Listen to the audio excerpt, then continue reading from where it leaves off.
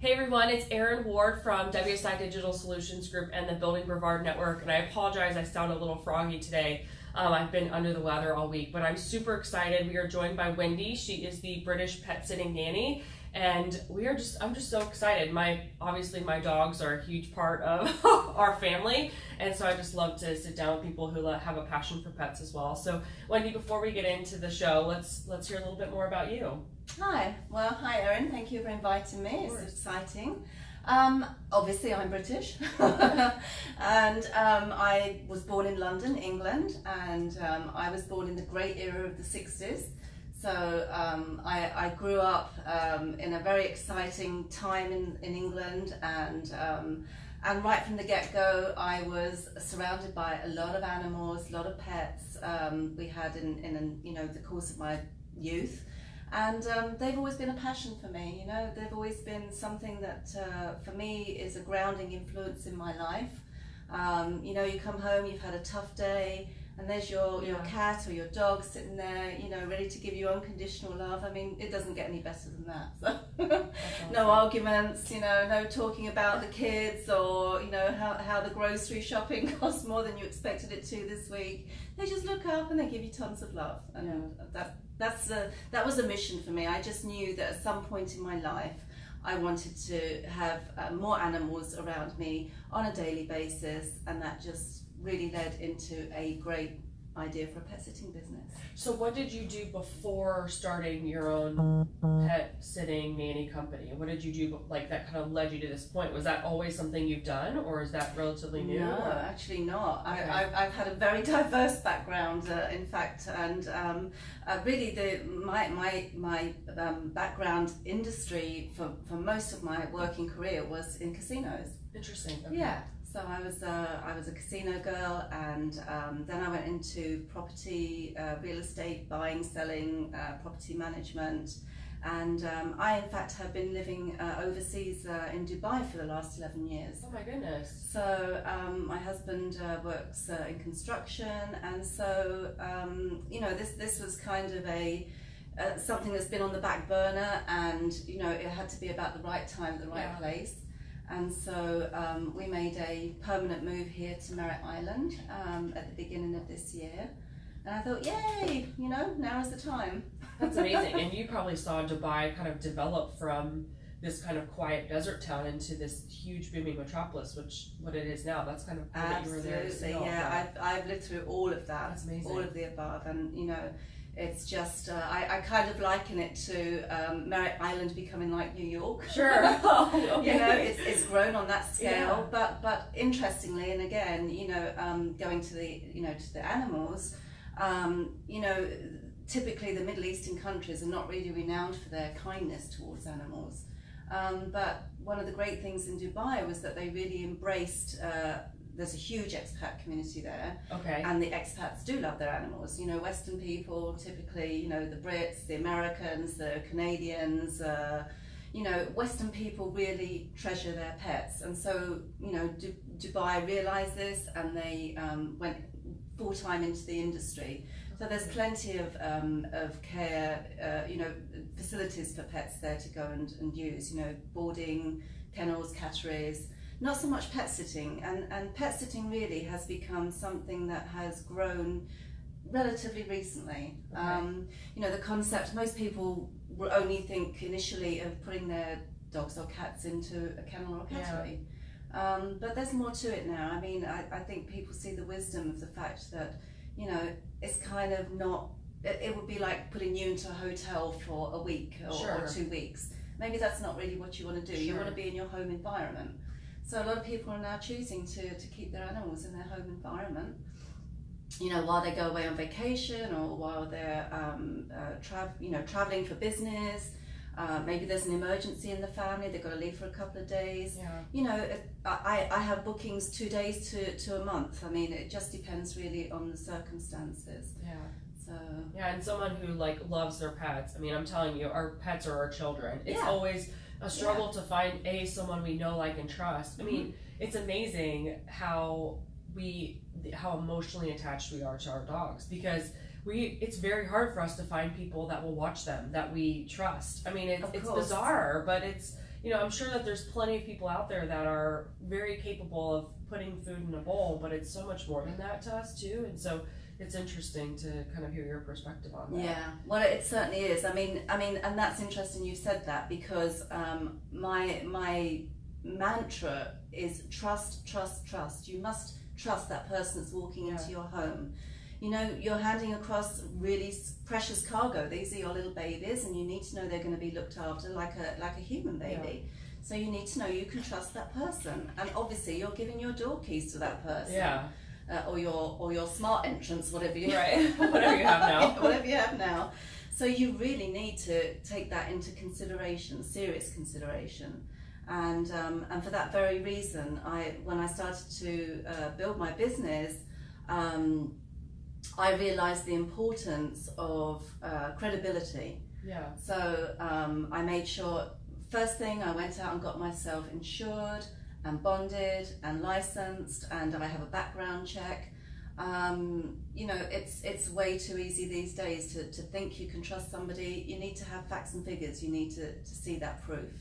So please, please, please, if you do nothing else, if you're going to make shortcuts and choose the neighbor or the kid next door, okay, well maybe you've built a relationship with them for many years, but please don't cut corners with a few bucks if you don't know that person. Yeah. Not worth it.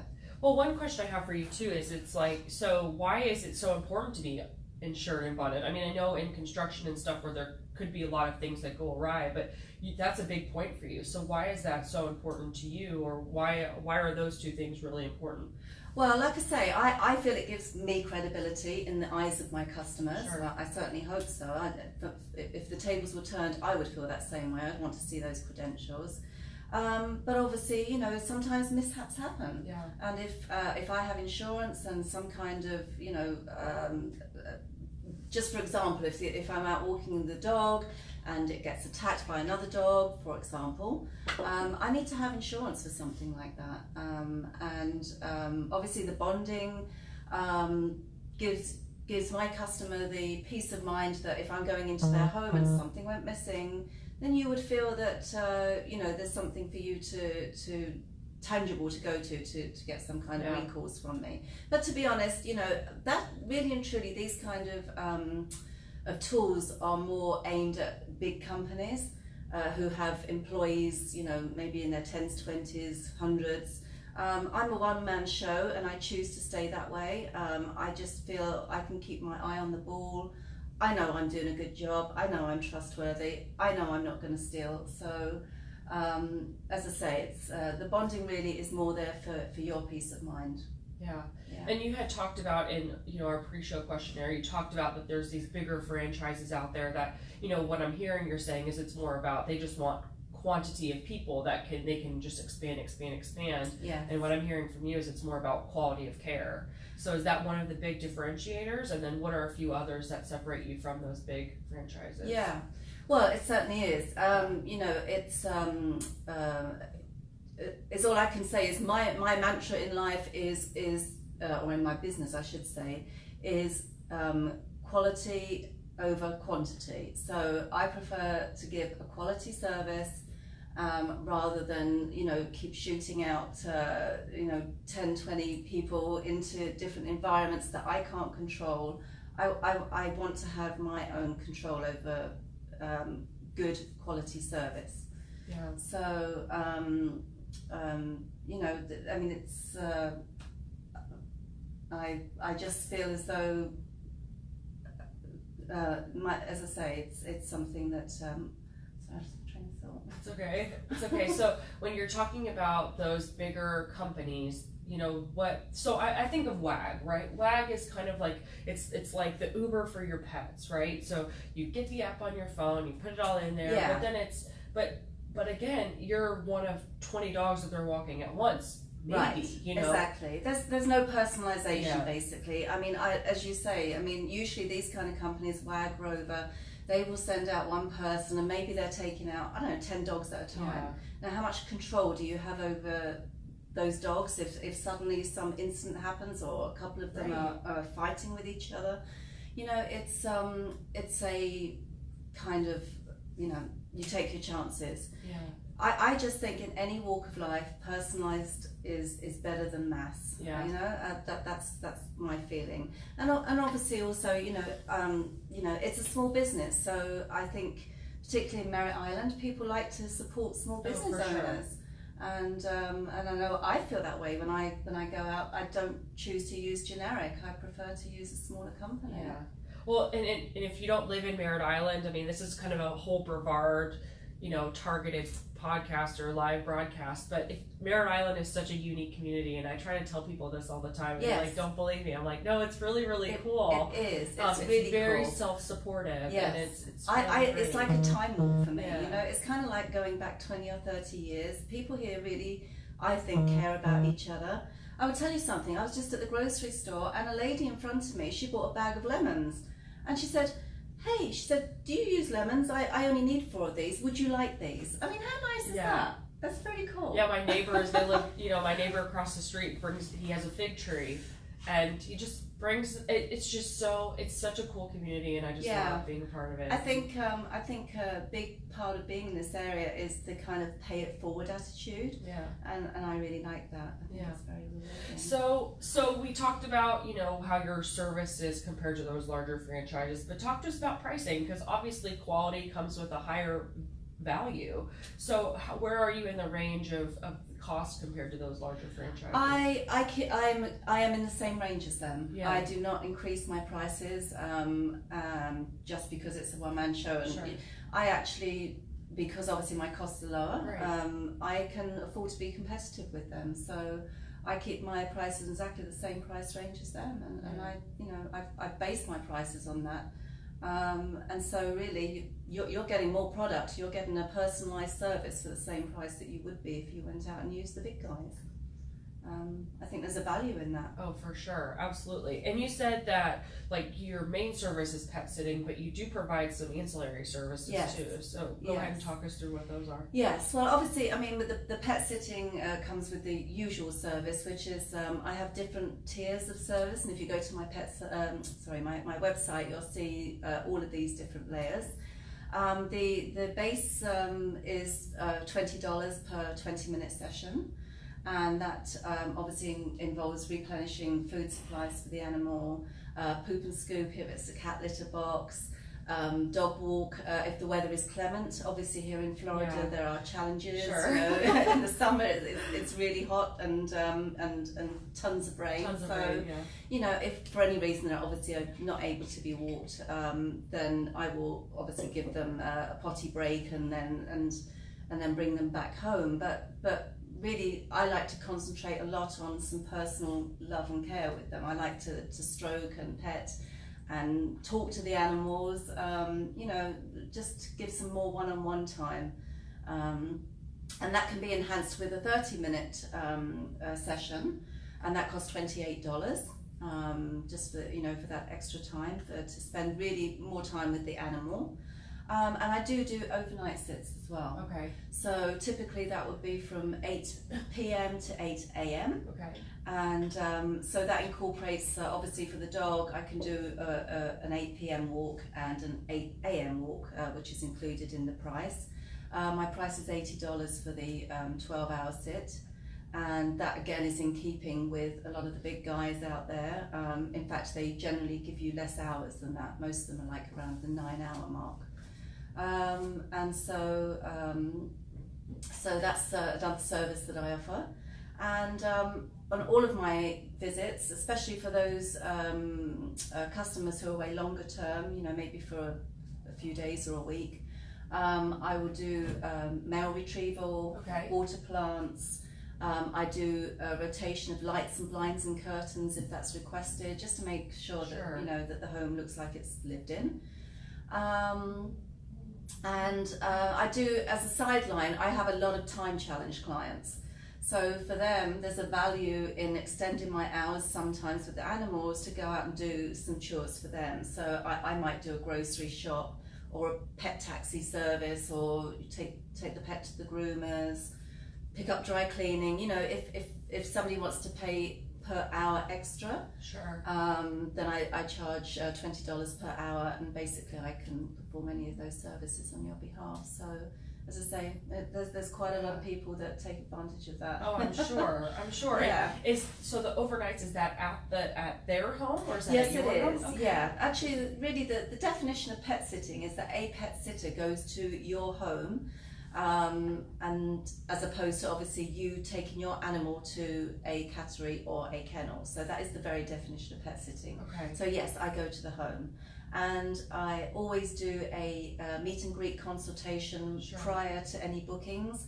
I like to go and meet the owners, I like to meet the pets, and obviously I want them to meet me, and we all need to feel comfortable with each other.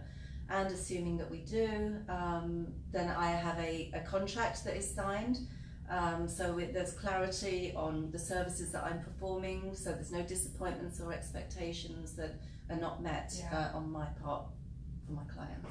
And I know that there's a certain size cat and dog that you kind of stay within a range of, right? So talk us through that. Yeah, I mean cats any size. Sure, because they probably don't get too large. But I do put a £30 limit on my dog sitting, and that's really for, to be perfectly honest, it's my comfort zone. Sure. I'm not so comfortable with working with bigger dogs, and I don't want to take on something that may turn into a problem, you know. I think, you know, big dogs, there's a certain way to handle them, and you know, and a certain way to handle smaller dogs as well, and it's just more my comfort zone. So I'm always honest and upfront about that. I prefer it to be that way. I don't want to take on an animal that that I may get into problems with. You know, if I'm out walking and there's an 80-pound dog pulling me, I can't guarantee that I can hold on to that dog, to be honest. Yeah.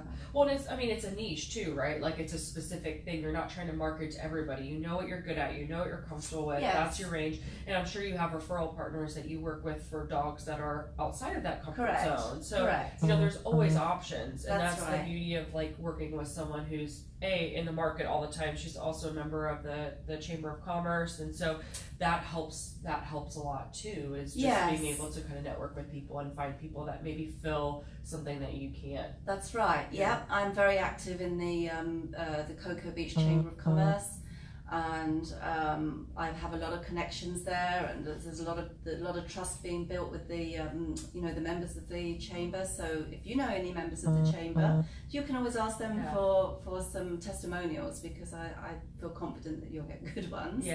I'm also a member of Pet Sitters International, which is a nationwide organisation.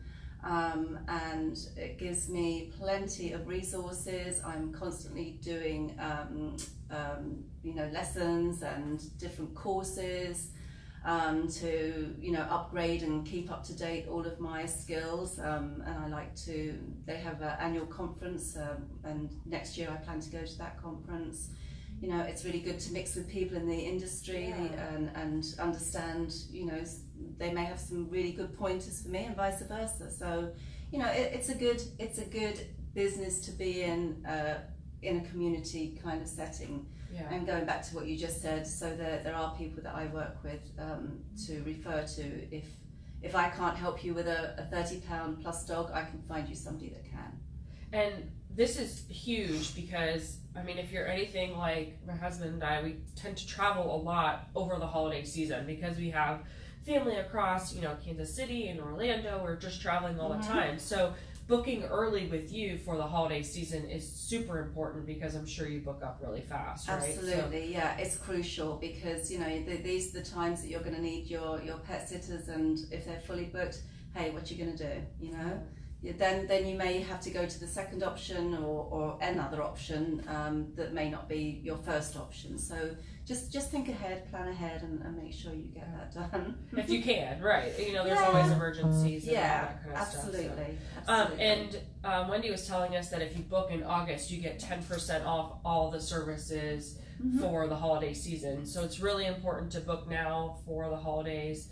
Like, she probably gets so busy. I can't even imagine how busy it's going to be. So, well, we're coming into August now, obviously. So we're looking at August, September, October, November. We're looking at just over 4 months out out before we really get into the busy. I know. And then school starts. Yeah, and Thanksgiving. You know, it's so yeah, there's a lot of different things coming up.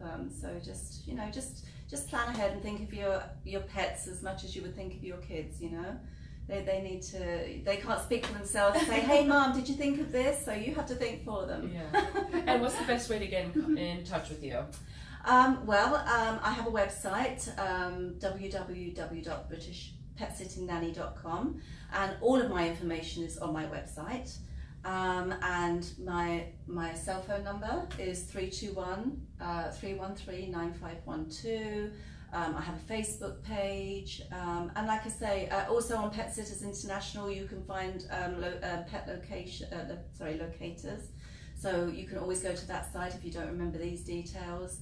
And the Chamber of Commerce, you'll find me there as well. Yeah, and we'll put all of that contact info in the comments of the video, like we do with all of ours, so you can always have it and refer back to it. And yeah, Wendy, I just want to say thanks for coming on the show today. It's awesome talking with you and learning more about. Yeah, I could go on forever. I know, right? I know, and it's so funny. We're about 25 minutes in, so thank you so much for coming. And again, if you have any more questions, you can contact Wendy through her website or her cell phone, which we'll put in the comments of the video. Yeah, please do. Even if you have any questions, about your animals, you think that I could help you with, you want to have some chat time, by all means, get in touch with me. Yeah. No problem. Thanks so much, guys, for tuning in. Have a good day. Bye-bye.